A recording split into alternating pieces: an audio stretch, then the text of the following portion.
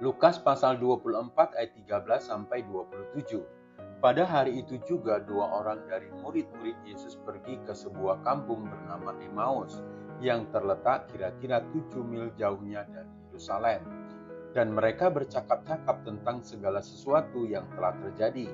Ketika mereka sedang bercakap-cakap dan bertukar pikiran, datanglah Yesus sendiri mendekati mereka, lalu berjalan bersama-sama dengan mereka. Tetapi ada sesuatu yang menghalangi mata mereka, sehingga mereka tidak dapat mengenali Dia. Yesus berkata kepada mereka, "Apakah yang kamu percakapkan sementara kamu berjalan?" Maka berhentilah mereka dengan muka muram. Seorang dari mereka, namanya Kleopas, menjawabnya, "Adakah engkau satu-satunya orang asing di Yerusalem yang tidak tahu apa yang terjadi di situ pada hari-hari belakangan ini?" Katanya kepada mereka, "Apakah itu?"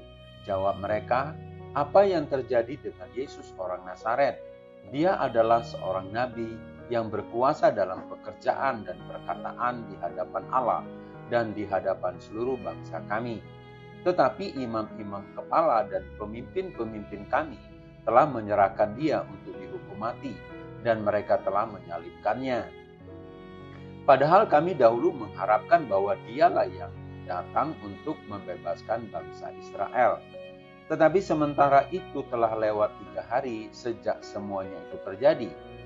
Tetapi beberapa perempuan dari kalangan kami telah mengejutkan kami. Pagi-pagi buta mereka telah pergi ke kubur dan tidak menemukan mayatnya.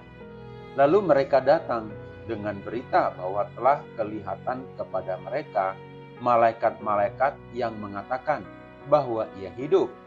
Dan beberapa teman kami telah pergi ke kubur itu dan mendapati bahwa memang benar yang dikatakan perempuan-perempuan itu, tetapi dia tidak mereka lihat. Lalu ia berkata kepada mereka, "Hai kamu orang bodoh, betapa lambannya hatimu, sehingga kamu tidak percaya segala sesuatu yang telah dikatakan para nabi. Bukankah Mesias harus menderita semuanya itu untuk masuk ke dalam kemuliaan?" Lalu ia menjelaskan kepada mereka apa yang tertulis tentang dia dalam seluruh kitab suci, mulai dari kitab-kitab Musa dan segala kitab-kitab nabi. Baca juga Lukas pasal 16. Bukan hati yang lamban. Saudara-saudara, dalam Lukas pasal 24 ayat 25, Tuhan Yesus menegur, "Hai kamu orang bodoh, betapa lambannya hatimu, sehingga kamu tidak percaya segala sesuatu yang telah dikatakan para nabi." Sebenarnya Tuhan Yesus sebelum kematiannya sudah berulang kali menyampaikan kepada murid-muridnya bahwa dia akan bangkit dari antara orang mati pada hari yang ketiga. Sejak waktu itu, Yesus mulai menyatakan kepada murid-muridnya bahwa ia harus pergi ke Yerusalem dan menanggung banyak penderitaan dari pihak tua-tua, imam-imam kepala, dan ahli-ahli Taurat, lalu dibunuh dan dibangkitkan pada hari yang ketiga. Matius 16 ayat 21 dan juga Matius 17 ayat 23.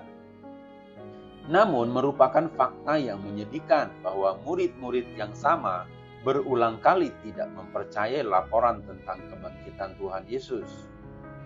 Mereka mendengar kesaksian Maria dari Magdalena, tetapi ketika mereka mendengar bahwa Yesus hidup dan telah dilihat olehnya, mereka tidak percaya.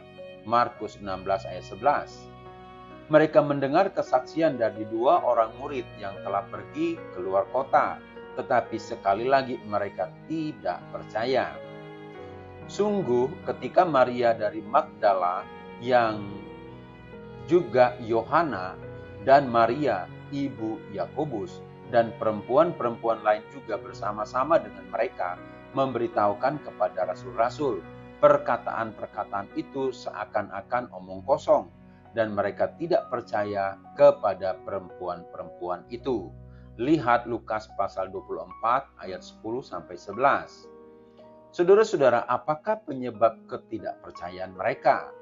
Tuhan mengidentifikasikannya dalam perkataannya kepada 2 orang murid yang berjalan ke Emmaus. Lambannya hatimu, sehingga kamu tidak percaya segala sesuatu yang telah dikatakan para nabi. Lukas 24 ayat 25. Camkanlah dengan baik, Allah mengharapkan kita untuk mempercayai firman-Nya. Semuanya. Saudara-saudara, adalah hal yang populer pada saat ini untuk menyangkal wahyu Alkitab. Hanya karena itu terlihat aneh bagi pikiran orang-orang modern sekarang. Bahkan orang-orang mengaku Kristen telah meragukan mujizat yang dicatat dalam Alkitab, menggunakan berbagai metode eksegesis untuk menghilangkan bagian-bagian yang dianggap bertentangan dengan pikiran modern. Pikiran baru dicerahkan jika ada bukti secara empiris. Sehingga kita tidak mempercayai firman Allah jika tidak ada bukti secara empiris. Seperti yang dikatakan dalam perumpamaan kepada orang kaya yang berada dalam siksaan. Mengenai saudara-saudaranya, jika mereka tidak mendengarkan kesaksian Musa dan para nabi, mereka tidak juga akan mau diyakinkan sekalipun oleh seorang yang bangkit dari antara orang mati. Lukas pasal 16 ayat 31. Saudara-saudara, masih banyak orang seperti yang dikatakan dalam Yohanes 4 ayat 48. Jika kamu tidak melihat tanda dan mujizat, kamu tidak percaya. Apakah juga ini merupakan gambaran tentang dirimu?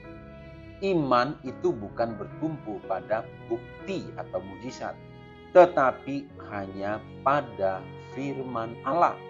Jadi kita harus percaya dengan sungguh-sungguh kepada firman Allah. Saudara-saudara, tekunlah belajar firman Tuhan, sehingga kita semakin mengerti kehendak Allah. Haor Ministry.